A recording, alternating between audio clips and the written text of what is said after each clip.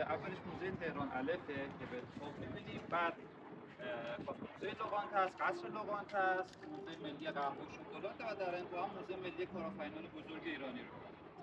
اولین جایی که با هم قراره ببینیم موزه تهران الف از یک تعداد خودروی قدیمی و کلاسیک که حالا بعضیش مربوط به اشخاص بوده، من دونه دونه توضیح درباره هر کدوم خدمتتون میگم. بعدم به اتفاق کل مجموعه رو میبینیم. اولین ماشین این مجموعه یه برند آستینه، یه ماشین انگلیسیه، آستین دوون A40 سال ساختش 1948. اکثر ماشین‌ها اینجا مربوط به دهه 40 میشن که 47 کافه‌داری در واقع ایران و تهران. اصلا چی شد که توی ایران ما کافه‌دار شدیم؟ بعد از سالها قهوه‌خونه و قهوه‌خونه داری تبدیل شد به کافه. این ماجرا برمیگرده به اواخر در واقع حکومت مظفرالدین شاه قاجار. یه تعدادی دانشجو میرن فرهنگ برای درس خوندن و اونجا اولین بار با کافه‌های پاریس آشنا میشن. میبینن که چه فضای جالبیه، خیلی متفاوته با فضای قهوه‌خونه. دیگه مثل قهوه‌خونه اینجا هر کسی واردش نمیشه. نمیدونم، قهوه‌خونه خود فضای عمومی و همگانی بوده، از کوچیک و بزرگ، تحصیل کرده و بی‌سواد، نمیدونم رمال و بقال و نمیدونم تعزیه‌خون و همه میومدن میرن، یکی چپق می‌کشیده، یکی قلیون می‌کشیده. می‌بینن که اونجا خب چه فضای جالبیه، خانم‌های شیک و آقایون شیک با کت‌شلوارهای ترتمیز پشت صندلی چوبی، توی ظروف کریستال و چینی براشون غذا سرو میشه، با گرامافون براشون موسیقی پخش میکنن و از روزنامه میخونن. تا اینا دیگه تخریب شد. حالا میگم که چی شد تخریب شد. یه چند سال بعد شعبه شماره 4 در خیابون با همایون لاله‌زار کنار سینما متروپول افتتاح میشه. متاسفانه خود آقای مولایی رو اوایل دهه 40 تو کافه‌شون ترور میکنن و این پرونده کافه لوگانته برای همیشه توی ایران بسته میشه.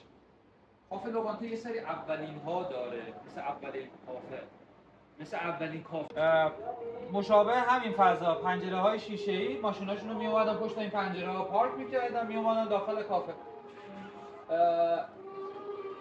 حالا علاوه بر اون فضای موزه‌ای، ما یه سری اشیاء موزه‌ای هم اینجا داریم، یه سری آرشیوها اینجا داریم، مثل این آرشیو روزنامه اطلاعات از سال 1304 هست تا 1359.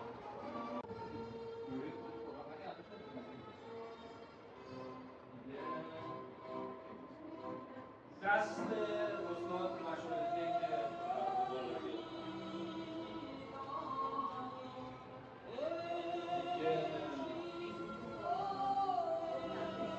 توضیحات گوش نمیدن همینجوری میشه دیگه، عکس میگیرید به توضیحات گوش نمیدن.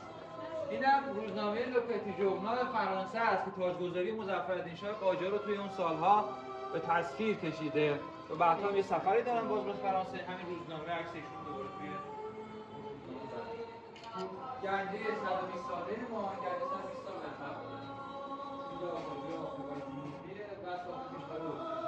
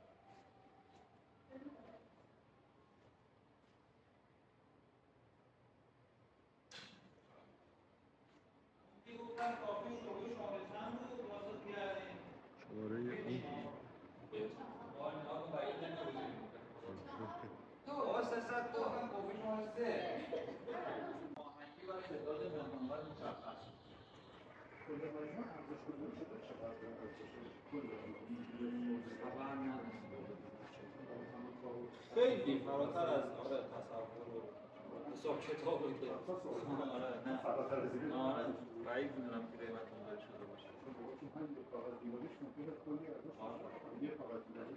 هر یک دونه از این مثلا ریستوران از این چند بکنیم خیلی هزینه. نه زندان قصر الان اینجا بخش اداری زندان قصر محسوب میشه. احتمالاً اجاره کردن یکم فضایی رو و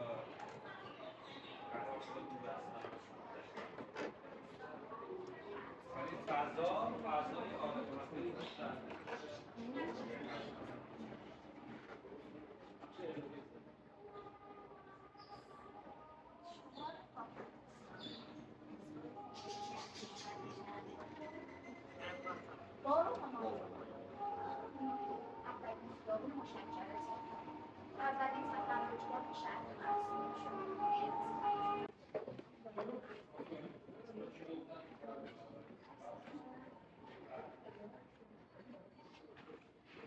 بریم بخش بعدی.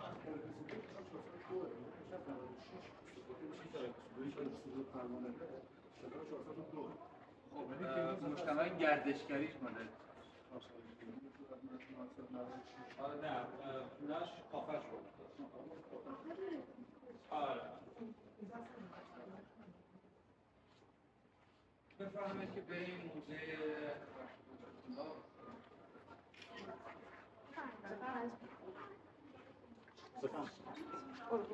یا موزه ملی قهوه و شکلات هست. حالا فضای مقدار کوچیکه ولی خب قادر از روز نیست دیدنش.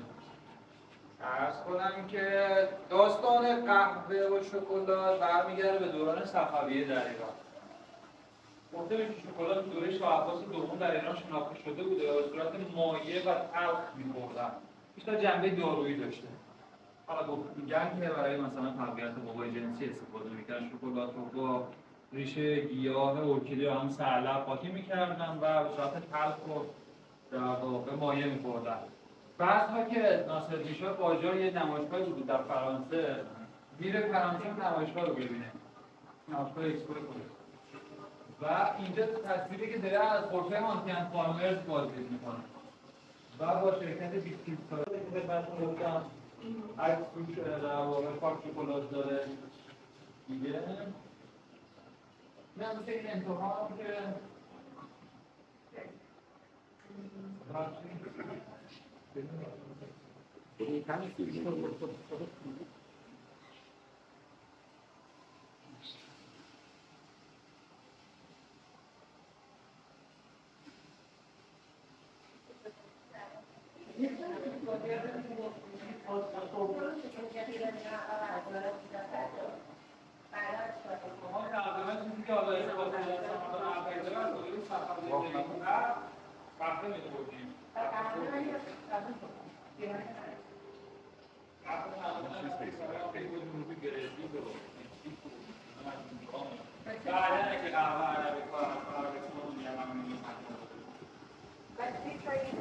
پای 120 تا تقریبا خدمت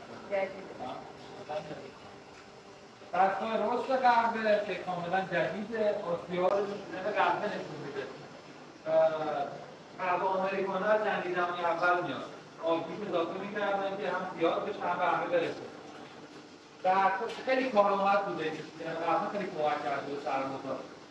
یه تطبیق دیگه سمت چپ هست، یک قوطی قهوه رو به شکل سرباز جنگ جهانی در آوردن. به نشانه پیروزی توی جنگ و حتی پیروزی خود قهوه دستش بالا برده.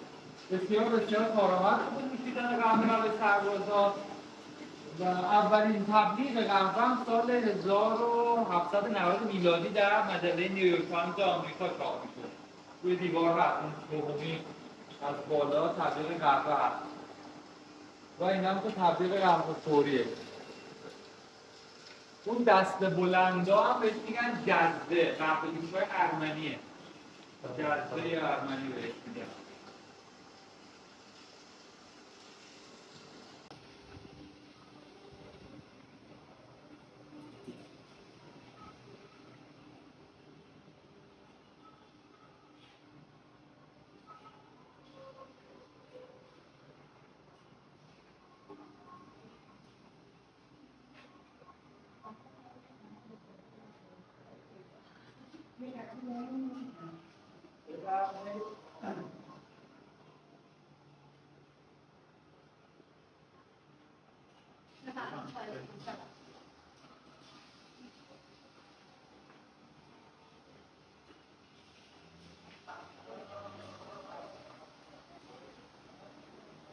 برندهای اینا بیشتر آشنا هستیم حالا تا خود اشخاص. مثلا آقای کیهانی پدر صنعت بتونن.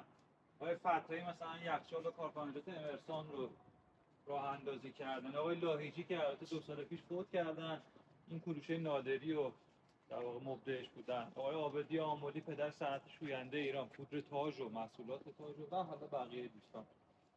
و البته اینجا یک بخشی از یکی از در واقع حیاط‌های زندان ارز هم هست.